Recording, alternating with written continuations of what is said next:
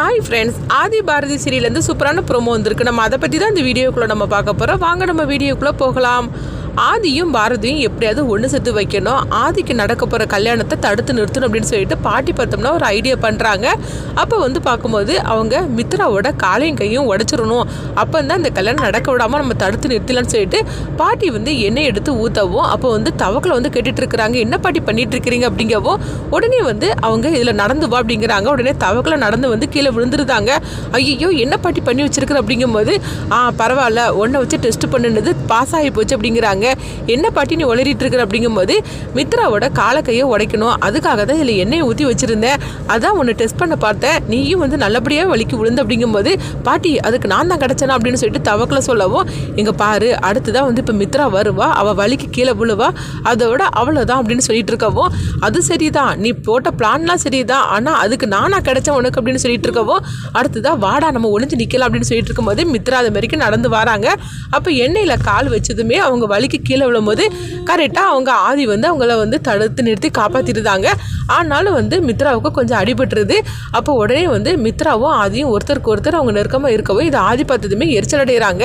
என்னது இந்த மாதிரி நடந்துட்டு இருக்கு அப்படின்னு சொல்லவும், அடுத்ததான் அங்கே பார்த்தோம்னா பாரதி கோவத்தோட போகும்போது உடனே எங்கள் ஆதி அவங்க தவக்கலிட்ட சொல்லிட்டு இருக்கிறாங்க, நான் என்ன வேணும்னா மித்ராவை போய் பிடிச்சேன், இந்த மாதிரி வலிக்கு கீழே விழ போனா அதனால நான் பிடிச்சேன், ஆனால் அதனால பாரதி கோவப்பட்டுட்டாள் அப்படிங்கும்போது உடனே தவக்க சொல்கிறாங்க, அண்ணா நீ உன்னை கவனிச்சியா, நீங்கள் 2 பேரும் கீழே விழுந்ததுமே அன்னி முகம் போன போக்க பார்க்கலையே, அப்போது நீ மித்ரா கிட்ட நெருக்கமாக இருந்தா அன்னைக்கு கோவம் வருது அப்படின்னு சொல்லவும், ஓஹோ இப்படி வருதா, அப்போ இதையே சாதகமாக நம்ம பயன்படுத்திக்கிட வேண்டியது அப்படின்னு சொல்லிட்டு ஆதி பார்த்தோம்னா அங்கே மித்ராவோட நெருக்கமாக இருக்கிற மாதிரிக்கு அவங்க நடிக்கணும்னு சொல்லிட்டு முடிவு பண்ணியிருந்தாங்க. இன்னொரு பக்கம் பார்க்கும்போது அவங்க நந்தினியை தான் காட்டுறாங்க. அப்போ மித்ரா என்னாச்சு அப்படிங்கும்போது, எனக்கு இடுப்பு பிடிச்சிக்கிச்சு அப்படிங்கிறாங்க. அப்போ உடனே அவங்க நந்தினி சொல்லிட்டு இருக்கிறாங்க, இந்த மாதிரிக்கு மித்ராவுக்கு இடுப்பு பிடிச்சிருச்சு தான், அதனால ஹாஸ்பிட்டலுக்கு போகணும் அப்படின்னு சொல்லவும், உடனே அவங்க ஆதி சொல்லிட்டு இருக்கிறாங்க, எதுக்காக ஹாஸ்பிட்டலுக்கு போகணும், அதெல்லாம் வைத்தியம் பார்த்தாலே சரியாயிரும் அப்படிங்கிறாங்க. என்ன ஆதி பேசிட்டு இருக்கிறீங்க, நீங்க என்னமோ கிராமத்தில் உள்ள ஒரு மாதிரிக்குள்ள பேசிட்டு இருக்கிறீங்க அப்படிங்கவும், அப்போ தவக்கில் சொல்றாங்க, இதெல்லாம் ஒரு பெரிய விஷயமே கிடையாது, அண்ணனுக்கு இதெல்லாம் அத்துப்படி அப்படின்னு சொல்லவும், சுழுக்கெடுக்கிறதுல அண்ணனுக்கெல்லாம் இது சூப்பராகவே தெரியும் அப்படிங்கிறாங்க. உடனே தவகளை ஆதியை பார்த்து கண்ணாசைக்கவும் ஆதியும் புரிஞ்சுக்கிட்டுதாங்க. என்னன்னு சொல்லி பார்த்தோம்னா, பாரதியை வெறுப்பேற்றதுக்காக ஆதி உடனே ஆமாம் எனக்கு சுழுக்கெடுக்கிறதுக்கெல்லாம் சூப்பராகவே தெரியும் அப்படிங்கிறாங்க. அப்படியா சரி வாங்க அப்படின்னு சொல்லிட்டு அழைச்சிட்டு போகவும், இதை கேட்டதுமே பாரதி எரிச்சல் அடைகிறாங்க.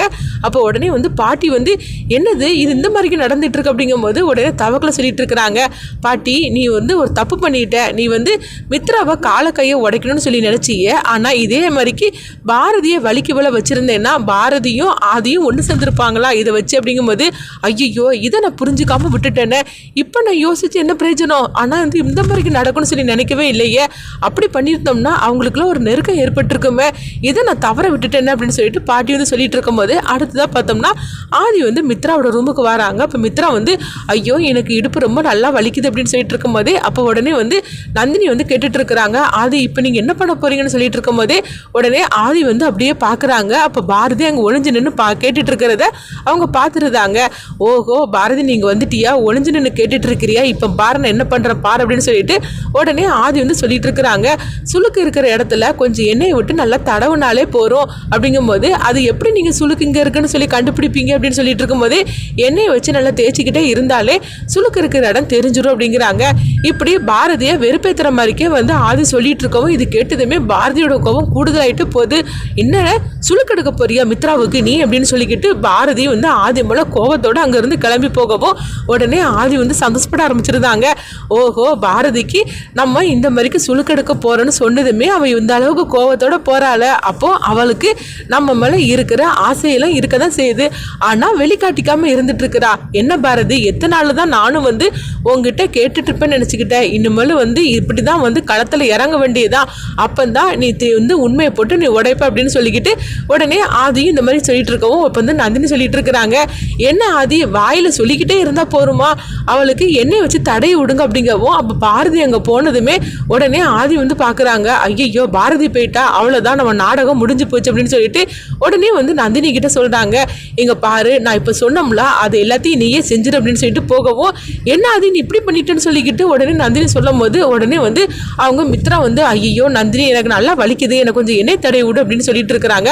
அடுத்து இங்கே பார்த்தோம்னா ஆதி வந்து அவங்க மித்ராவுக்கு எண்ணெய் தேய்ச்சி விட்ட மாதிரிக்கே தவக்கலைட்டு வந்து சொல்லிட்டு இருக்கிறாங்க. நான் இப்போ தான் வந்து அவளுக்கு எண்ணெயெல்லாம் தேய்ச்சி விட்டுட்டு வந்தேன், ஓரளவுக்கு சரியாகி போச்சுன்னு சொல்லிட்டு இருக்கிறா. ஆனாலும் இன்னொரு தடவை கூட எண்ணெய் தேய்க்க வேண்டியது அப்படிங்கவும் இதை கேட்டுட்டு இருக்கிற பாரதி, தேப்பையா தேப்ப பொண்டாட்டிங்க இருந்துட்டு இருக்கிறேன், நீ இன்னொருத்திக்கு எண்ணெய் தேய்ச்சி விட்டுட்டு இருக்கிறியா அப்படின்னு சொல்லிட்டு பாரதி வந்து அங்கே கிச்சன்ல இருந்து ஒவ்வொரு பொருளையும் தூக்கி தூக்கி வீசிட்டு இருக்கிறாங்க. உடனே தவக்கில் சொல்லிட்டு இருக்கிறாங்க, பாத்தியானா அண்ணியோட கோபத்தை, நீ மித்ராவுக்கு நீ என்ன தேய்க்கவே இல்லை, ஆனால் தேய்ச்சதான் நீ பொய் சொன்னதுமே பாரதி என்னையோட கோபத்தை பார்த்தியா, அப்போ எனக்கு என்ன புரியுதா இப்போ மாதிரி அப்படின்னு சொல்லிட்டு இருக்கவும் எனக்கு நல்லாவே புரியுது.